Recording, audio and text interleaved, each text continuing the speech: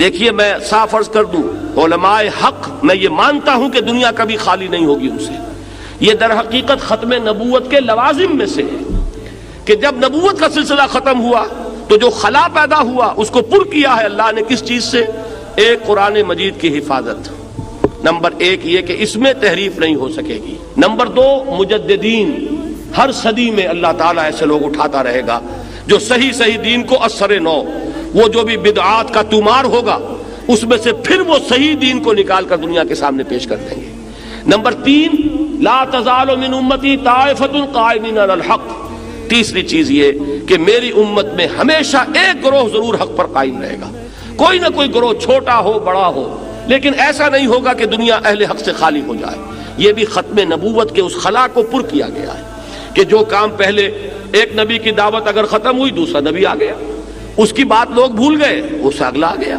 اب چونکہ وہ سلسلہ ختم ہو چکا ہے محمد الرسول اللہ پر، تو جو خلا پیدا ہوا اس خلا کو یہ تین ضمانتیں ہیں جو دی گئی ہیں، اسی میں ہے علماء حق کا معاملہ.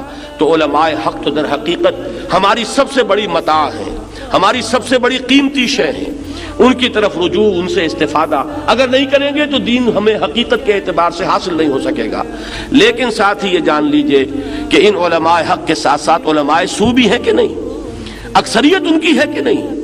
جتنا زمانہ بگڑا ہے اس میں جہاں عوام بگڑے ہیں، علماء کے اندر بھی اب علماء سو کی کثرت ہے جو اپنے عہدوں اور مسندوں کے پجاری ہیں، جو اپنے مفادات اور اپنے جو بھی مراعات ہیں وہ ان کو رکھتے ہیں پیش نظر. یہ نہیں کہ بات حق کیا ہے اور صحیح کیا ہے اور غلط کیا ہے، بلکہ یہ کہ کس چیز کی زد ہمارے چیز پر پڑ رہی ہے، کسی چیز کا کوئی نقصان ہمارے مقام اور مرتبے اور ہماری مسندوں کے اوپر تو نہیں کوئی آنچ آ رہی. یہ چیز جن کے نزدیک بھی فائق ہو جائے گی وہی در حقیقت علماء سو ہیں. آپ سوچ کیجئے، آخر دین الہی جو ہے اس کے تصنیف کرنے والے علماء ہی تھے. اکبر کے نام پر تو تہمت ہے. اکبر کو اندر یہ صلاحیت کہاں تھی کہ وہ نیا دین تصنیف کر لے؟ وہ تصنیف کر کے دینے والے ابو الفضل اور فیضی جیسے صاحب علم اور صاحب فضل شخصیت ہیں. ابو الفضل اور فیضی، وہ شخص کے جس نے بے نقط تفسیر لکھ دی قرآن کی، پورے قرآن کی تفسیر جس میں کوئی لفظ حرف ایسا نہیں آیا کہ جس میں نقطہ بھی ہو. اس کی صلاحیت کا آپ اندازہ کیجئے.